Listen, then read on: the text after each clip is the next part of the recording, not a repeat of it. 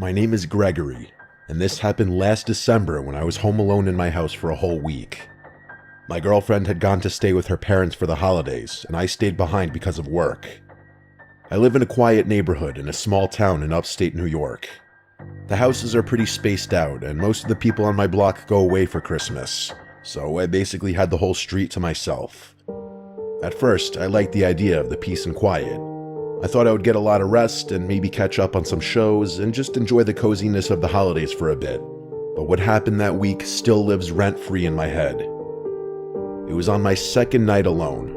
It was around 6:30 and already completely dark outside. It had been snowing lightly all day, and there was a white layer on my yard and driveway. I was in the kitchen making a simple dinner, just pasta and chicken. Usually my girlfriend is the one to cook our meals. I'm not much of a chef. I turned on the TV in the background to make the house feel less empty, because as happy as I was to have the place to myself for a bit, I wasn't used to it being so empty and quiet in here. While I was eating at the table, I heard something unusual. It really took me a second to figure out what it was. It sounded like singing. I muted the TV and listened. The sound was definitely coming from outside. The singing got a little clearer, and I realized the person was singing Jingle Bells. At first I thought maybe some neighborhood kids were playing around outside, but the voice didn't sound like a kid. It sounded like a grown man. I got up and walked toward the front door because that seemed like the direction it was coming from. The closer I got, the louder it got. By the time I reached the door, it sounded like the singing was coming from right on my front stoop. I felt a weird feeling in my stomach, but at that moment, I still thought maybe it was just a caroler. I opened the door, and standing in the glow of my porch light was a man around 35 years old. He wore no hat, and his coat looked too thin for the weather. But the strangest thing was that he was completely focused on singing Jingle Bells, staring down at my welcome mat like he wasn't even aware I opened the door. I remember forcing a little smile because I didn't really know what else to do. I'd never gotten Christmas carolers before. But even still, I never heard of a grown man doing it solo. It's supposed to be a group thing from what I know. He didn't look dangerous, he actually just looked sort of confused or maybe slow. I even wondered if he was special needs or something because he didn't react to me being there. He just kept singing. When he finished the song, I expected him to say something, or at least leave. But he just took a breath and started singing Jingle Bells all over again from the beginning in the same slow off-key tone. But now he was looking up at me, making direct eye contact. I felt my smile drop because it was just weird now. I stood there another minute, pretending to listen even though it felt uncomfortable. I kept thinking he would stop after the second run, but he didn't. He just looped the song. I checked my phone and realized almost 4 minutes had passed while he sang Jingle Bells over and over. Finally, I decided it was enough. I told him thank you in a polite tone, and I slowly closed the door. I thought that would send him on his way, but once the door was closed, I still heard the singing. It continued without even slowing down. I walked back to the table and sat down trying to ignore it, but the longer it went on, the harder it was to ignore. The man didn't seem normal, and it bothered me that he was still right outside my door singing the same song. I wondered if maybe he was special needs and someone was out there with him, like by the street or something, but I didn't see anyone else out there. It made the whole house feel uncomfortable, like someone weird was standing too close to my personal space. I kept eating, but I couldn't focus on the food. It went on for my entire dinner. Finally, after about 10 minutes straight, the singing stopped. The sudden silence actually made me jump because I had gotten used to the singing. I got up slowly and walked back to the front door window. When I looked outside, I expected to see the man gone, but he was still there. He had moved. Now he was standing at the end of my driveway. He was just facing my house completely still. He was no longer singing, at least I couldn't hear anything from here. He was just standing there in the snow, staring at the door. Something about that felt worse than the singing. He looked like he was waiting. I opened the door a crack and told him he couldn't be here, that this was private property and he needed to leave. He didn't move at all. The whole thing was so unnatural. I finally told him that if he didn't leave, I would call the police. Then I shut the door again. I watched him for another minute from the window, but he didn't budge. I didn't want to actually call the cops because I thought maybe there was something mentally wrong with him and I didn't want to make things worse.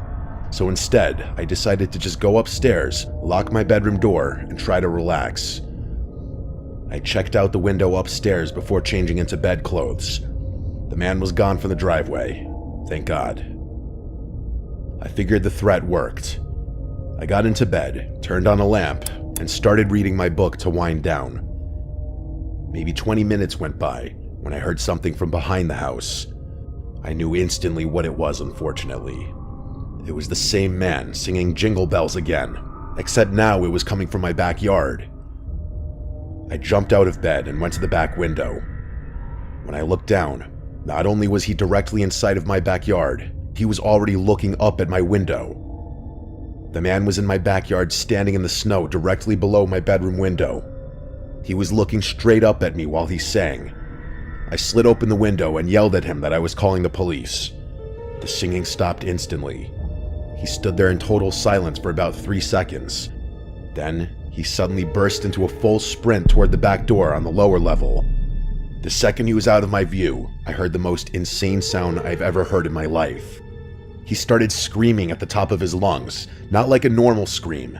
It sounded like a death metal singer, but even more insane and deranged.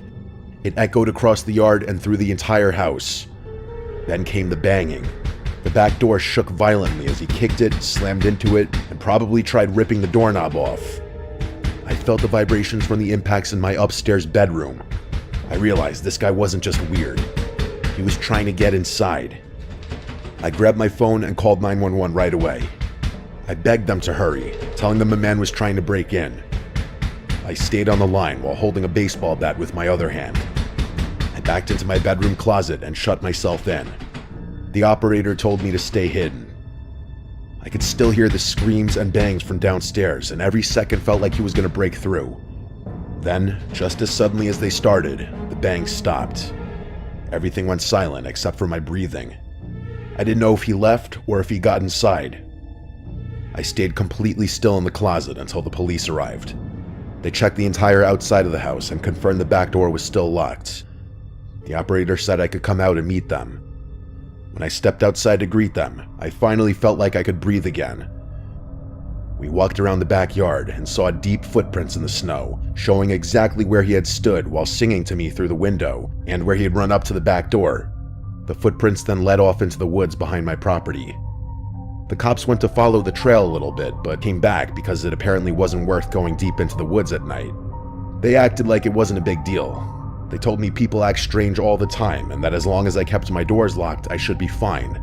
They didn't seem very interested in finding him, and that bothered me a lot, but I was too shaken up to argue. After they left, the house felt horribly empty and cold. I kept every door and window locked and double-checked them over and over. At that point, I was over the alone time and just wanted my girlfriend back home. I went down to my parents' place for Christmas Eve and Christmas, thankfully. As far as that man, he never returned.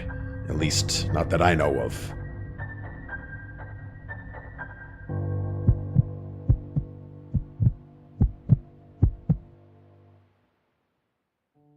This story is about my Christmas experience from about 10 years ago. I was 6 years old, since my birthday was in November, and I had just finished celebrating. Now we were getting ready for the holiday.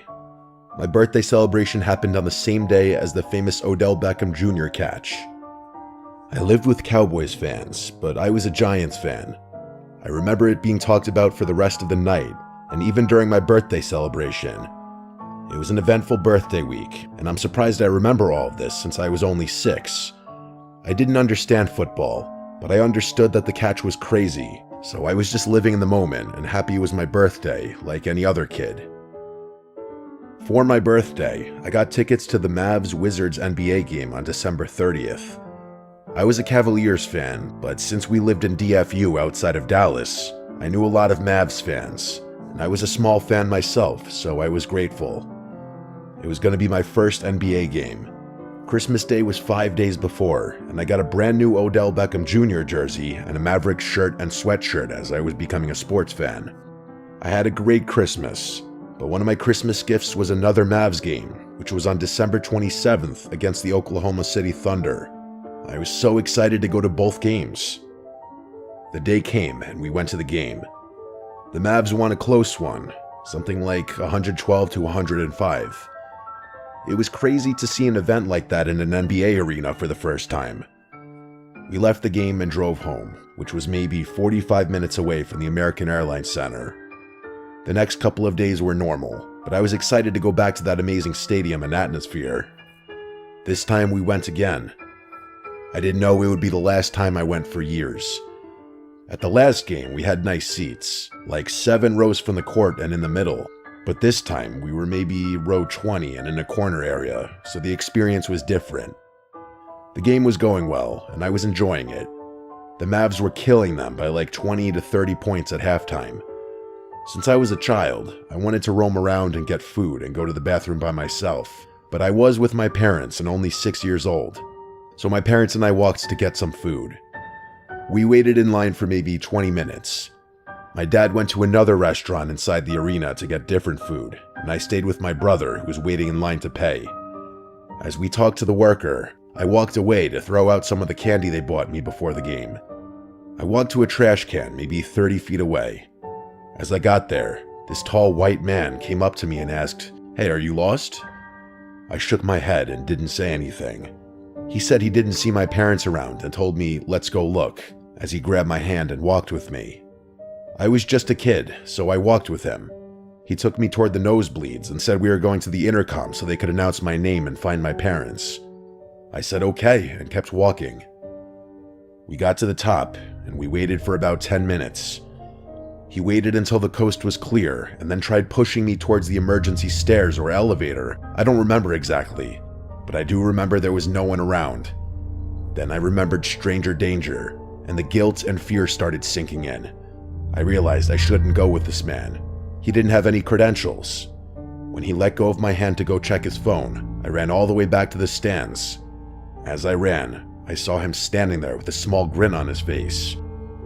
I couldn't find my parents, but I didn't care. I just wanted to be somewhere safe. I found my brother, who hadn't told my parents he lost me because he didn't want to get in trouble. He asked if I was okay, and I said yes, choosing not to say anything. The game ended and the Mavs won, but I didn't care. I just wanted to go home. As we exited, I was quiet. When we got in the car, I was also quiet. My parents seemed confused that I didn't seem energetic, but I told them I was tired. As we drove home, I almost fell asleep, but then a loud honk screeched behind us. It was so loud I almost screamed. I turned around, and there he was. The same man driving a truck with maybe 3 other men inside. I couldn't tell who they were, just silhouettes. My parents yelled at them from our car when they pulled up next to us, but the men just stared. I wanted to say something so badly, but for some reason I didn't. When we got home, I went right to sleep and passed out fast. In the middle of the night, I woke up with chills. I noticed a light flashing at my window. I looked out, expecting something innocent, Santa Claus or something, but instead saw that man standing out there, shining a flashlight into my bedroom window. I screamed and ran to my parents' room, telling them someone was at my window as if it were a first-story window. They rushed outside and searched for maybe 20 minutes. They didn't find anything, and since I was a kid, they didn't believe me. They said it must have been a shadow from a car, but I know what I saw. On New Year's Eve, a couple days later, we were staying up until midnight to watch the ball drop. We were about 5 or 6 minutes away from midnight when the doorbell rang. My parents answered it. I didn't pay attention until I heard the man's voice, and I was 100% sure it was him. I told my parents, but they didn't believe me. I told them at the game he brought me to the high level, and I ran away and escaped, but they still didn't believe me. They said it was just a man handing out lost dog flyers for his cousin's dog. The night went on, and I was fine, but then a year later, on New Year's Eve, there was a knock at my bedroom window. Keep in mind, I had forgotten about the situation. I got up and looked, and there was a piece of paper on the window that said, "This New Year, you'll meet me again." I gave my parents the note, and they filed a report. but they never heard anything back. Every couple of years, I get terrified of New Year's Eve, thinking that man will come back. I told my parents I never want to go back to an NBA game, saying it wasn't my thing. But now I'm 16, and it scares me that the man knows where I live. I'm considering going to the Cavs vs. Mavs game on January 2nd or 3rd, which would be my first game since then, but I'm not sure. This experience scared me away from basketball and made me always close my curtains.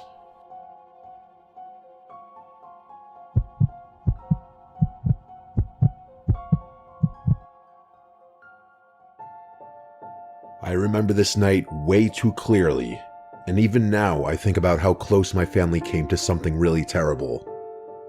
It was early December, and we decided to drive up north into the mountains to cut down a real Christmas tree. It was something my wife Marianne and I always wanted to do, and our 7-year-old son Andrew was excited about it too. The weather was cold and cloudy, and the sky had that heavy look where it feels like snow is always about to fall again. To us, that added to the Christmas vibe. The whole ride up the winding roads made me feel like a kid again. It was a while since I'd done something this unique and in the Christmas spirit, and having Andrew so excited about it just brought me back to my youth. When we finally reached the remote area Marianne found online, there were no other cars around in the parking area. There were a bunch of light posts scattered around, so we weren't in pitch black darkness if you were wondering. That's why we picked the place. Still, we did bring flashlights. We parked by a small, unmarked path that led deeper into the trees. There was a lot of snow on the ground still from the snowfall we got a few days earlier, and up this high, the snow took even longer to melt. Andrew jumped out of the car right away and started throwing snowballs at us, so I started throwing them back. We were here to have fun, so of course I was going to try to make it as memorable as possible for Andrew. I grabbed our flashlights and the axe that I planned to use to chop down a tree. We walked up the narrow path with snow crunching under our boots. Andrew kept running ahead, stopping to point at trees he thought might be perfect. The deeper we went, the more the road behind us disappeared, and the only light came from the faint moon glowing behind the thick clouds. It was so quiet that I even asked Marianne and Andrew to stop for a second, just to really take it in. There was not a single sound, maybe a light breeze, that was it. To be honest, if I had been there alone, I'd have been slightly creeped out just off the silence and darkness alone. As we walked deeper onto the trail, we had to utilize the flashlights we brought, all 3 of us. Andrew was having a lot of fun with the flashlight until the light from the parking lot was no longer visible, and it was now basically total darkness outside of the flashlights. He started to get a little nervous evidently because he asked how far we were going to go, and he made a comment on the darkness. I kept feeling like someone was watching us or like something was walking behind us, but every time I turned around, there was nothing but the empty snow path.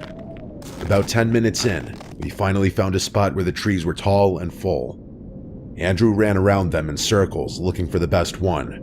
Marianne stayed closer to me and whispered that she wanted to pick a tree fast because she had a weird feeling too.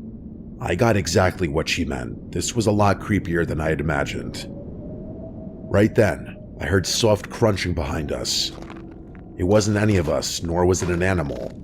It sounded like boots crunching the snow, but very slowly, sneaking-like. When I turned around, I saw a man in dark clothes, standing about 20 feet back on the path. He wasn't dressed for the weather. His hands were bare and red from the cold. His jacket looked more like a windbreaker. His face looked pale and stiff, like he'd been out in the cold for way too long. Marianne grabbed Andrew's arm to pull him closer. When the man noticed we were looking at him, he suddenly smiled in an off-putting way and stepped closer. He asked if we were looking for a Christmas tree. His voice breaking the already unsettling silence was uncomfortable. His voice was deep and kind of soft. Before I could say anything, Andrew answered yes, excited again, and I felt a jolt of panic because I didn't want this man knowing anything about us. Marianne quickly told him no, that we were just walking. The man stepped closer again, and the way he moved made every hair on my arm stand up. He told us not to worry because he wasn't a park ranger. He said it like he could tell exactly why we lied, because admittedly, what we were doing was super illegal. I didn't want to talk to him at all. Something was wrong with him. He looked hungry or desperate or like he hadn't slept in days. I guess, for lack of a better word, he looked homeless. I told Marianne we should head back to the car, and she nodded, gripping Andrew's jacket. When we started walking past the man, he stood by, smiling and watching, giving slight nods as if to say goodbye as we walked. Andrew kept turning around, asking if the man was following, and we told him to stay facing forward. Every time I looked back, the man was a little bit closer than before, even though I didn't hear him speed up. I whispered to Marianne that when we reached the main road, we had to run to the car. She held Andrew's hand tighter and nodded without looking back. The man's steps stayed behind us the whole time, dragging a little like his boots were too big or too heavy. Once we got close enough to see the gap in the trees where the car was parked, I told them to go. Marianne lifted Andrew and ran as fast as she could. The only reason I felt even remotely safe was because of the axe in my hand, but I'm not a violent person and I've never had to resort to violence in my entire life. I turned around to block the path behind us for even just a second. The man had stopped walking and was just staring at me, and he put his hands up halfway, still smiling, and then he said, "I mean no harm. Why don't you get back to your truck now?" And I felt my heart skip a beat as he said this. He said truck, like he knew we came in a pickup truck. I replied back simply that we don't want any trouble. Then I turned and started hurrying back down to the lot. But halfway there, Marianne screamed my name, sounding panicked. Oh no, I thought. When I got to the truck, she showed me that both right side tires were punctured. I didn't have time to examine it for long to realize it was him.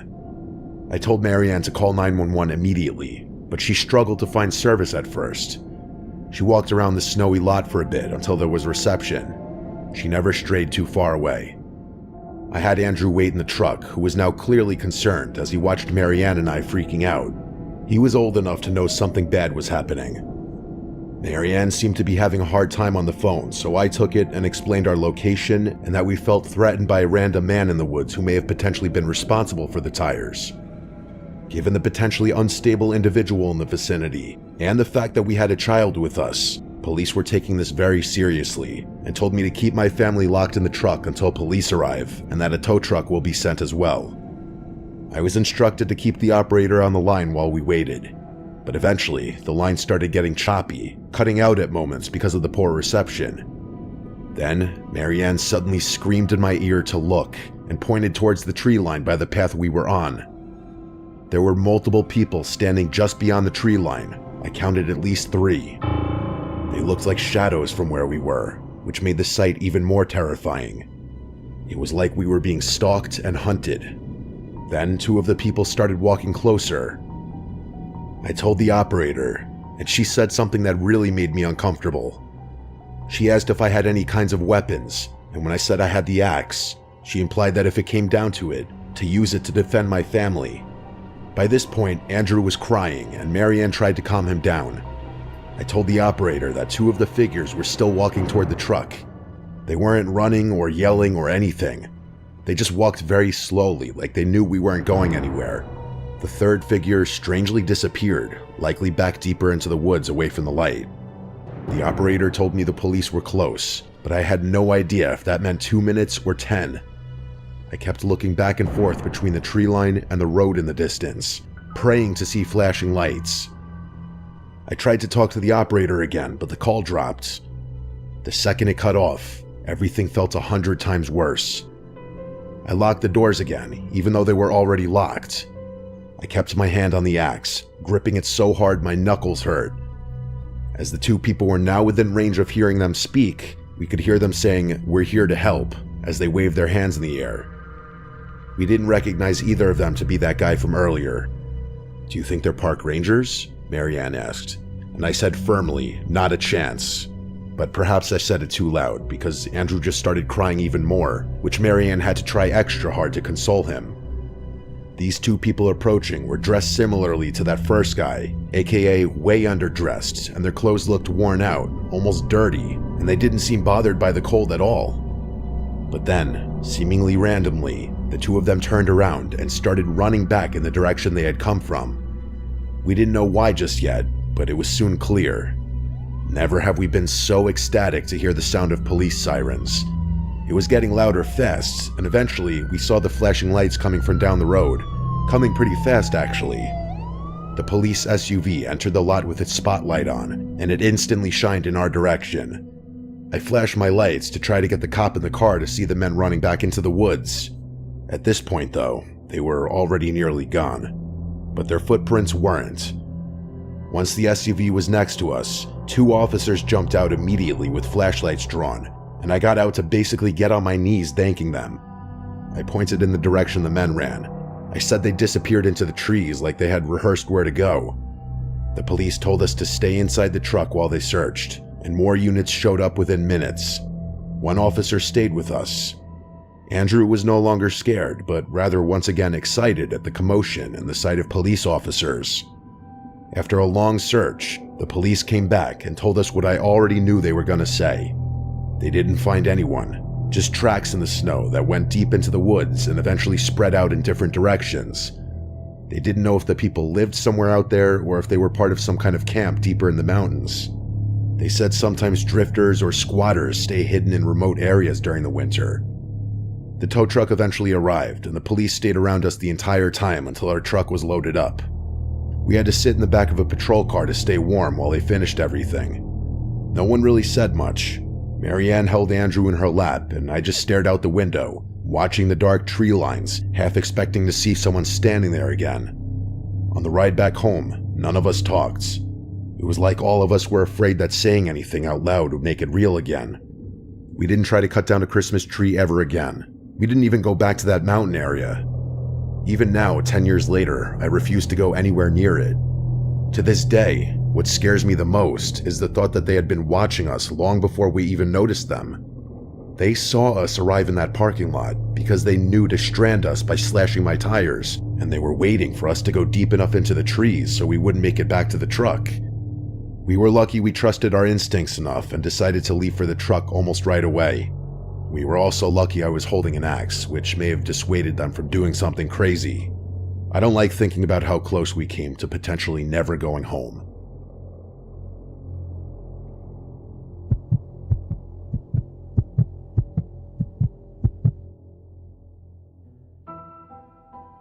I still think about this one night from when I was 9 years old.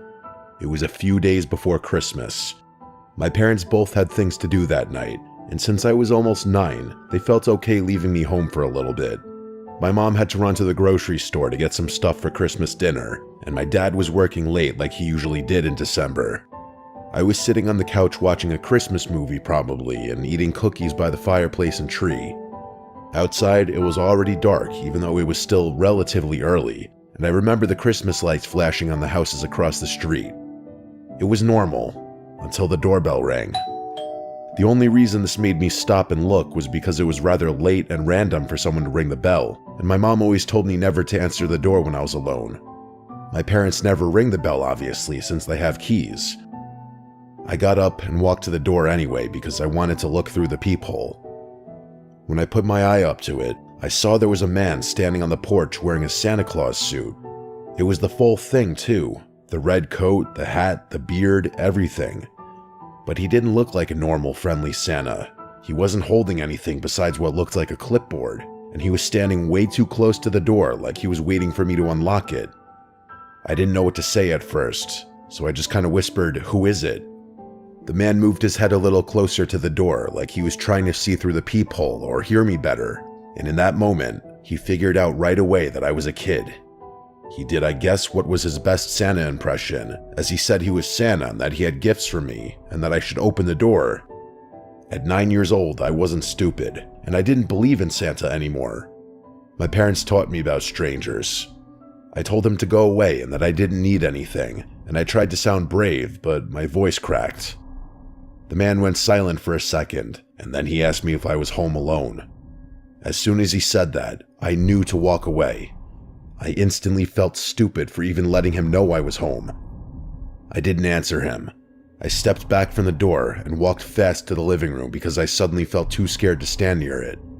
I sat on the couch and grabbed a pillow and stared at the TV like acting normal would make the fear go away. But then I heard the doorknob twist. He was testing if the door was locked. I wanted to scream for help, but nobody was home. I waited and hoped he would leave, but a moment later, I heard another sound from the back of the house. It was the back doorknob twisting.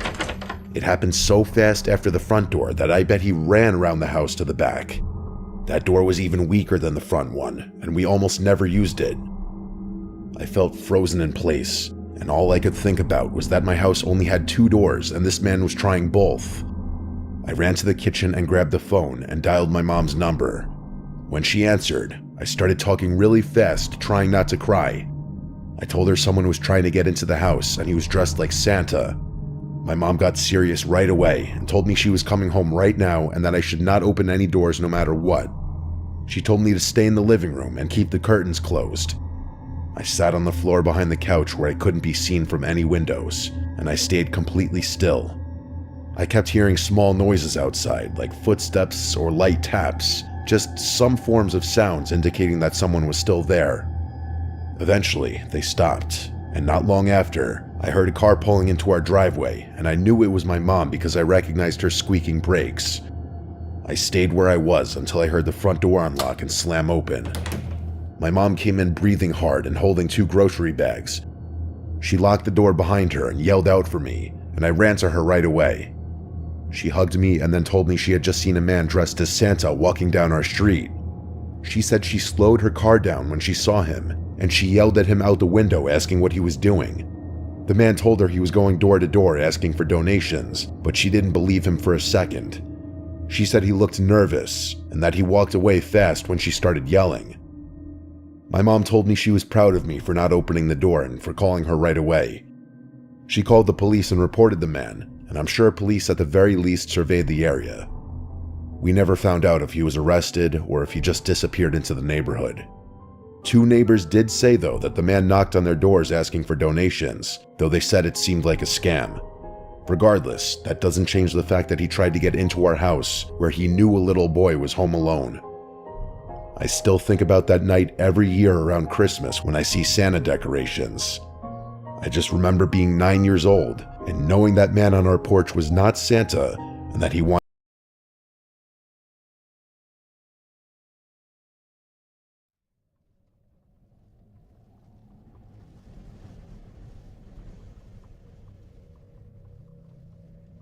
I'm 28, and this was 2 years ago.